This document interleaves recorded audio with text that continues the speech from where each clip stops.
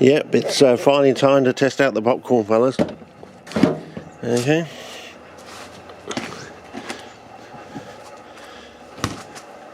Okay. Now I've noticed my videos don't look too good on YouTube, but they look okay on a LCD computer screen. And I'm just wondering, because I've got 50 frames a second on, and maybe I've got to take the 50 frames a second off. I've been looking at other people's videos online, and I look at the settings that come up on YouTube, and they're saying like they're just like 1080p or something. I think, well, they look absolutely fantastic. And mine look like theirs when it's on my LCD computer screen, but I think it may be the frame rate or something. It looks a bit harsh. Anyway, so we've got some newspaper cellulose that's been plumped up with the hot water straight off the boil overnight, sort of thing. You know, 8 1.7 litre jugs. Now when you want to do this and put it on top of the pot, you want to ramp it up so that any excess water runs out, and initially like that, and then we're going to move this in like that. Take a handful, because we don't want the formula to, you know, just flow straight through the popcorn. Okay, the backstory on the popcorn: when we first discovered the organism and it going red, it was in charcoal and popcorn mixture. So that goes back to 2016, 2017 on the videos if you want to go back there. So we just want to slightly, popcorn is pretty firm, so you don't have to be too gentle or gingerly with this sort of thing. You just want to cover just enough so that the formula doesn't go straight down the bucket, sort of thing. So you just want to lightly spread it out. Sometimes it's like laying out pots on a garden.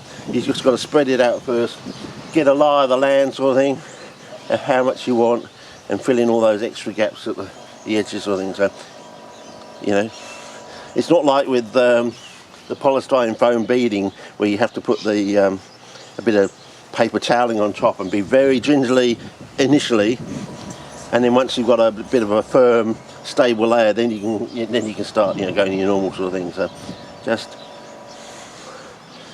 and you want to mainly watch the edges more than anything, because you don't want it to slide down the edge. So make sure you've got firm edges.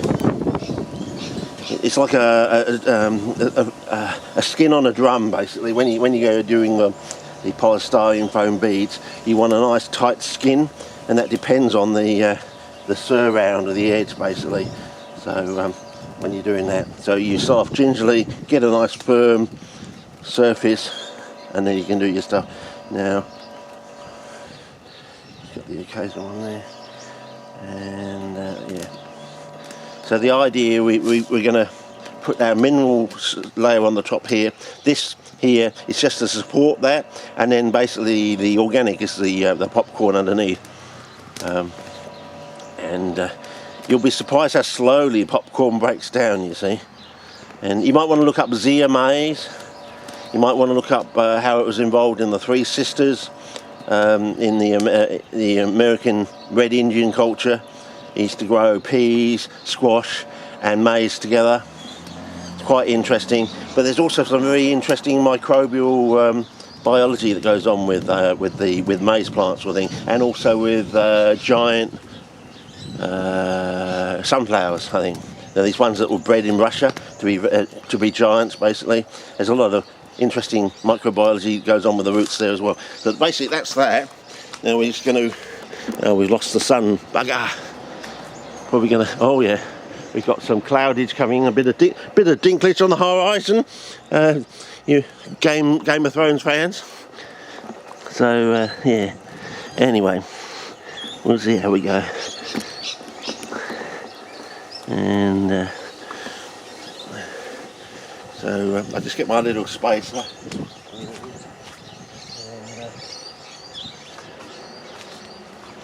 So now, backstory on some of this stuff. The idea is all this sort of brown humusy material. Australia is the saltiest continent on the planet with the most CPs. We've also got a lot of sclerophyllous vegetation here. Lots of woody, gnarly lots of resins and waxes and things like that.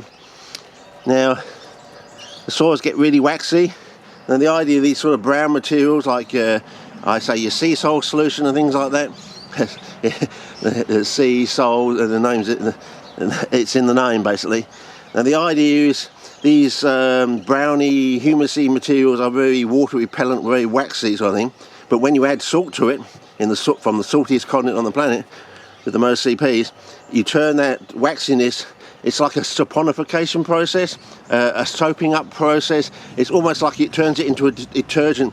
Basically, you turn the brown material and these waxy materials into a type of peat, because basically you're creating cation and anion exchange capacity sites. Basically, you're salting them up basically, and you diminish that waxiness.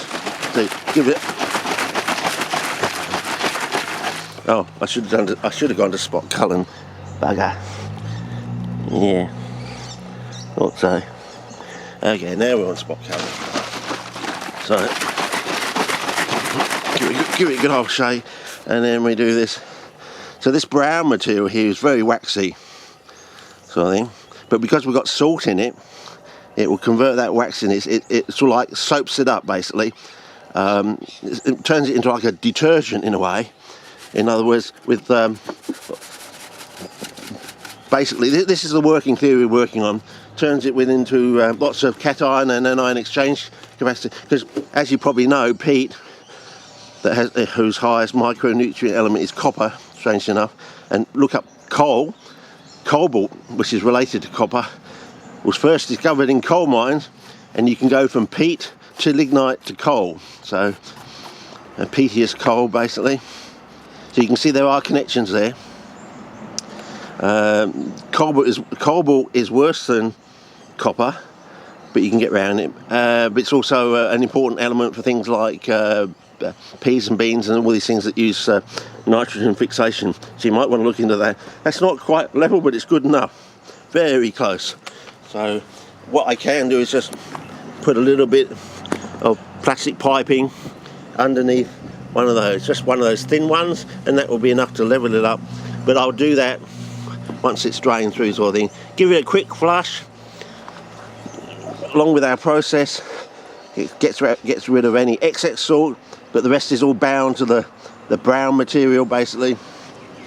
Saponifying it basically in a way, getting rid of that waxiness to a certain extent. So, the backstory yet again. They talk about things like rhubarb and all these things. They talk about taking a watering can and putting in a tablespoon, like a full tablespoon of salt into a bucket, and you water these soils in, and you get amazing growth coming out of plants like horseradish, rhubarb, I believe gunner as well, and quite a lot of these so-called buckwheat or these buck plants they talk about. They seem to respond to salt as well. You know, semi-halophytes, true halophytes and things like that.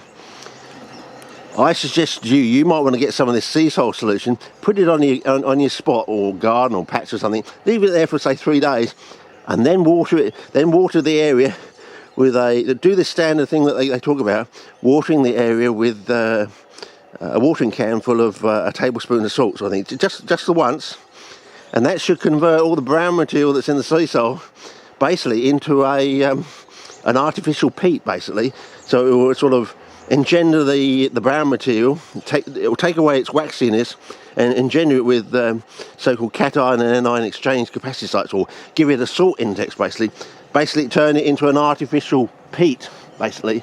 So instead of buying peat, you can basically make it. And this is what we've learned over nearly 50 years, I suppose, and the things they don't want you to know, sort of thing. Because there's very, and also the stuff in the bottles, this sea salt stuff. I'd be very surprised if it's actually made from seaweed. Initially, they probably got the idea from seaweed, and then of course they probably make it artificially now, because you don't see many mountains of kelp lining up on the wharves of Melbourne from the cheese island, the milk and cheese island. I've forgotten the name of it now. Look it up. There's two major islands off the top coast of Tasmania, you know, the map of Tassie sort of thing. And one of them has one of the islands is quite large, and it's like 1/6 the length of Tasmania, so it's quite a large island. Yeah, when you look on the map, it's about 1/6 the length of Tasmania, the island of Tasmania, the state of Tasmania. Yeah, so you might want to look up there, and they reckon they get all this bull kelp from there. And I'm thinking, well, you don't see too many ships coming in on such a regular basis to account for all the bottles that you see there on the shelves, the supermarket and horticultural, nursery, Bunnings, come whatever else, aisle sort of thing. So yeah, anyway, so that's the idea. So I'll let that settle. I'll level it up. Well, I think it's self-leveling, probably. Yeah, it's probably basic physics or something, self-leveling with the popcorn, wetting up the popcorn underneath. It might sink down because over time that popcorn's been in the fridge for a good while, at least 6 months, maybe more, before Christmas. So yeah, 6 months, maybe 8 months. So it's probably dampened up a little bit in the atmosphere of the fridge, but so it's settled down quite nicely. So a slightly larger than I would like slot on the bottom, about 1.5 inches, which is a little bit big, I would think. But then again, we'll see how we go. And I put this one up here. I'm going to put some charcoal on it. I might run another one. I'll break up some charcoal, and I'll talk about breaking up the charcoal and getting the size right. You don't want powdered charcoal and things like that. I'll talk about that in a minute, and we'll do that one on a separate video. And I might want to do another bucket where I actually put the basic sulfur-rich formula on there. You know, the 1,000 times wetter, the salt that's 1,000 times wetter, basically mixed in with a bit of sulfur. Because, as I said, if we want to get carbon disulfide coming up in the bucket, and we want to capture it, so that's why we don't want to use a terracotta pot. We want to, we don't want it to go out the size of a terracotta, but we want it to come up and be absorbed, if possible, by the roots and engender all those nice microbial reactions sort of thing going on, like cyanophyta and mycorrhizae and things like that. But they do say that plants like in the crucifix family, the cabbages and things like that, which require a lot of sulfur, they say they're sort of antimycorrhizal, a bit like mustard, which is absolutely antimycorrhizal. So plants in the mustard family are antimycorrhizal. They say that things like in the crucifix family, the cabbages and things like that, they require a lot of sulfur in their soil, and they say they're somewhat antimycorrhizal. So you might want to look into that as well. But we do know that the only thing that really ensheathes a paraffin candle with paraffin candle wax is peat. You can put a paraffin candle wax in about 6 weeks. You'll get this white to yellow ensheathment. It's almost like a generic fungus, and almost like a generic mycorrhizae, but it only seems to grow really well in some combination with peat sort of thing. So it doesn't seem to grow well in it. But then again, now we're adding the sulfur to it. One of the component, one of the two major components you need to make carbon disulfide, carbon source, and some sulfur, and an anaerobic environment to a certain degree. We might get engenderment around a paraffin candle. So there you go. You might actually be able to get mycorrhizae in a cruciferous soil. A soil for growing cabbages and things like that, if you take these new approaches. And there may be a trick to it, sort of thing, so you can get the best of both worlds. You can get your lovely nice big cabbages, and maybe even bigger ones, by engendering the roots with a hitherto unforeseen mycorrhizal relationship of places like pine forests and things like that. There are tips and tricks to get them to actually work, sort of thing. But as I said, it's taken about 50 years to sort of bell the cat, basically, and bang out and knock off all the corners and things like that, and keep going back and back and back and back and trying things out and learning new things, and learning amazing things about chalk and so on and so forth, amazing things about other things which are probably things that make you just want to get out your seat and run around the house, sort of thing. They're just so absolutely mind-blowing, astounding, and yet you don't seem to see them in. Well, you may get a taste of it in the old horticultural books, but I don't know. It's almost like they've discovered all the secrets and they don't want you to know them now. And then these classical secrets from the old world of horticulture, it's sort of like they want to sort of keep them under wraps and keep them to themselves, sort of thing. They'll rather misdirect you rather than tell you what people knew in the past, sort of thing. So anyway, over and out for this one, and we'll get on to the charcoal one. And I said I might want to do another one where I do the same thing, put some formula on, basic formula, non-brown formula, and put the charcoal on top of that and see if we get a response from that. And we'll basically break down the problem and see where it is. But as I said, my basic working hypothesis theory now is you need a mineral soil over organic, which is pretty unusual. There's not many places in the world that do that. And this idea that the brown, the scoriferous material out there in the wild, it's very waxy, resinous and things like that, water repellent. But if you add salt to it, you can actually start a sort of a saponification process that leads to making basically an artificial peat with lots of cation and ion exchange capacities. This might be surprising to you.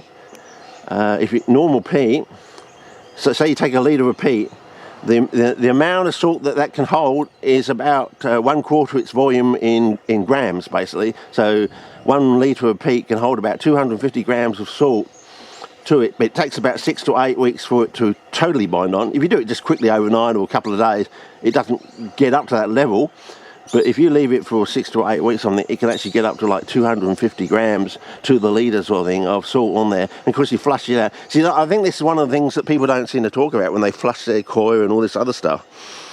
I think they first charge up the peat and the coir and then flush it out and use their TDS meter to make sure that it's down below 50 parts per million. Oh, by the way, that 50 parts per million, that probably comes from my worksheet handout thing that I put out like 25 years ago, or if not longer now. No, it must be like 27 years ago now. I think it's 95. It went out via the New South Wales Society and also by my Carnivorous Plant Society, I think. So that figure they often quote all over the world of 50 parts per million, that probably comes from that initial work I did off the roof here.